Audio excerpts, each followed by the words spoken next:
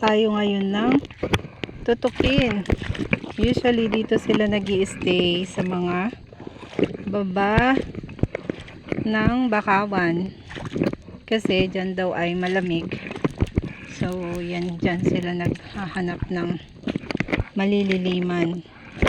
Usually madami ako nakukuha dito, kaya dito na ako laging pumapesto. Ayun, kikita nyo yun?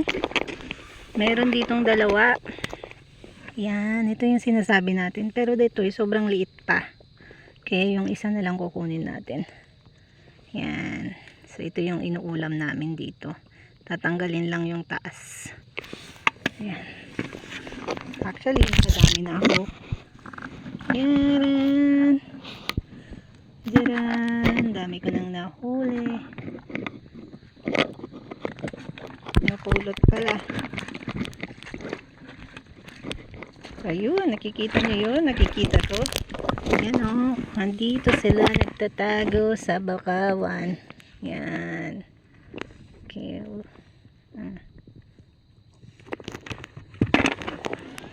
Dito tayo ulit.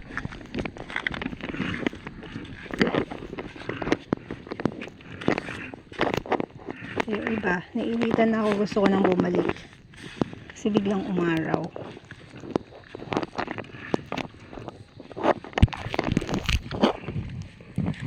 Ito kaya gusto nila yung medyo may tubig ng konti. So may shell, maganda, kunin natin.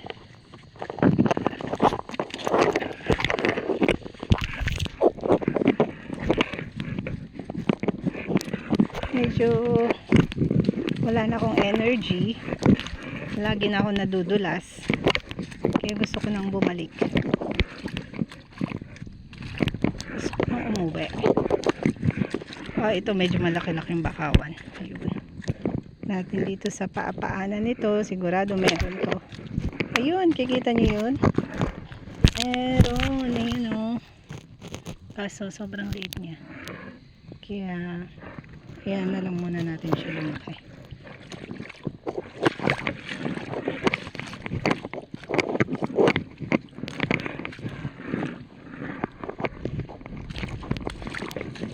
Yan, madaming bakawan, nakikita niyo yan. Maganda dyan pumesto, sigurado marami tayong makukuha dyan.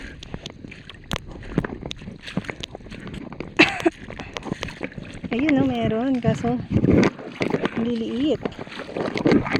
Palakihin muna natin sila.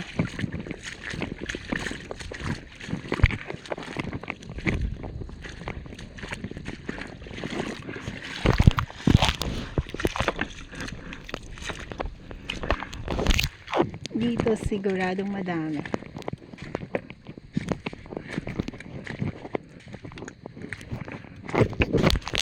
Mayroong magandang shell. Oh.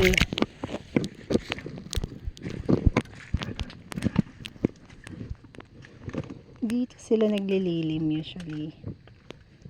Nagtatago ang mga shell. Kasi initan din sila. Ayaw din nila ma-sunburn.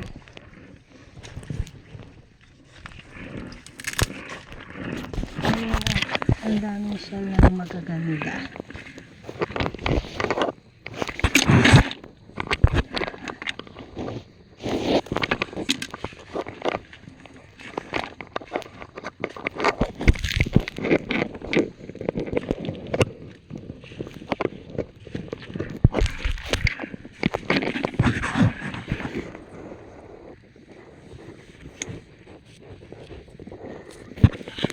Dapat pala yan.